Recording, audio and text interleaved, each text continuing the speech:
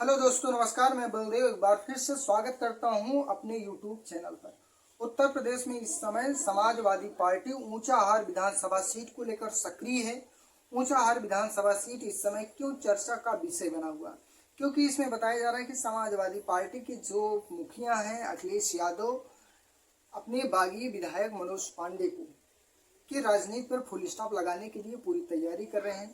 और ऊंचाहार विधानसभा सीट से विधायक हैं मनोज पांडे।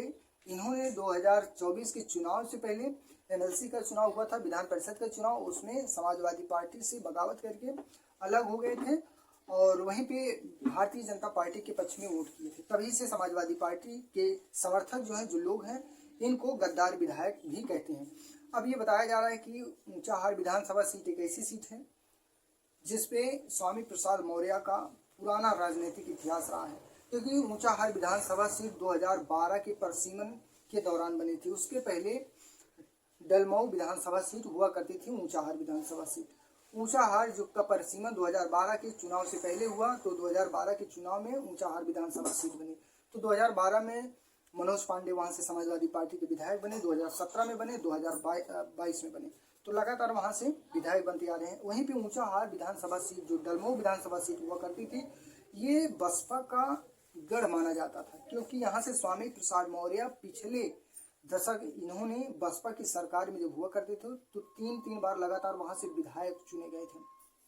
वहीं से स्वामी प्रसाद मौर्य की राजनीतिक करियर शुरुआत हुई थी। अभी बताया जा रहा है कि अखिलेश यादव इस समय जो समाजवादी पार्टी से बागी होकर गए थे भारतीय जनता पार्टी के पक्ष में, उन सीटों पर खास करके तैयारियां तेज कर दी हैं। किन प्रत्याशियों को उतारना है, कौन से ऐसे प्रत्याशी समाजवादी पार्टी वहां से उतारे ताकि उनके जो बागी नेता हैं, जो बागी विधायक हैं, उनको परास्त करें उस सीट पर। तो इसको लेकर चर्चा तेज है। वहीं पे मैं बता दूं कि उत्तर प्रदेश में कई ऐसे विधायक हैं जो समाजवादी पार्टी को छोड़ दिए थे। अब वहीं पे बताया जा रहा है कि ऊंचाहार विधानसभा सीट जो रायबरेली लोकसभा सीट के अंतर्गत आती है, तो वहां से जौनपुर के सांसद बाबू सिंह कुशवाहा लगातार अपना कार्यक्रम भी लगा रहे हैं। कई कार्यक्रम पिछले महीने लगा भी चुके हैं। अब ये बताया जा रहा है कि अगर बाबू सिंह कुशवाहा के खाते में ऊंचाहार विधानसभा सीट जाती है तो वहां से अपने पार्टी के जन अधिकार पार्टी से एक मजबूत प्रत्याशी राधे श्याम मौर्य को चुनाव लड़ा सकते हैं। लेकिन अब जो खबरें चल रही हैं कि अखिलेश यादव BN मौर्य के बेटे को वहां से चुनाव लड़ाने जा रही है। BN Maurya high supreme court के वकील हैं और कई बार अखिलेश यादव से मुलाकात भी कर चुके हैं। BN मौर्य की पत्नी इस समय वहां से ब्लॉक प्रमुख है और कई बार से लगातार BN मौर्य के परिवार में ब्लॉक प्रमुख ही बनी हुई है। तो आप लोग समझ सकते हैं कि जिस परिवार में कई बार ब्लॉक प्रमुख लोग रह चुके हैं, कई बार ब्लॉक प्रमुख अगर रह चुके हैं, तो वहां का रसूख स्थानीय पकड़ क्या होगी उनकी।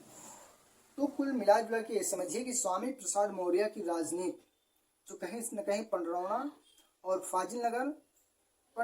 फाजिल नगर और ऊंचाहार, ये 3 ऐसी सीट थी जहां से स्वामी प्रसाद मौर्य अपनी राजनीति को फिर से उभार सकते थे। लेकिन पिछले 2 चुनावों से स्वामी प्रसाद मौर्य की राजनीति जो है पीछे ही जा रही है, आगे की ओर नहीं बढ़ रही है। कहीं ना कहीं अब जो है स्वामी प्रसाद मौर्य के राजनीतिक करियर पे पूर्ण विराम लगाने के लिए बाबू सिंह कुशवाहा को समाजवादी पार्टी के राष्ट्रीय अध्यक्ष अखिलेश यादव ने लगा दिया है। और रही बात मनोज पांडे की, तो मनोज पांडे अब समाजवादी पार्टी में नहीं रहे, उनको निष्कासित कर दिया गया है। तो अब समाजवादी पार्टी अपने नए प्रत्याशी को 2027 के चुनाव में उतारेगी। वहीं पे स्वामी प्रसाद मौर्य को लेकर पूरे उत्तर प्रदेश में चर्चाएं बनी रहती है कि स्वामी प्रसाद मौर्य 2027 का चुनाव फाजिल नगर से लड़ेंगे या फिर पडरौना से एक बार फिर विधायक बनने की कोशिश करेंगे। तो आपकी क्या राय है? आप अपनी राय जरूर दीजिएगा। चैनल पे पहली बार आए हैं तो चैनल को सब्सक्राइब कीजिएगा।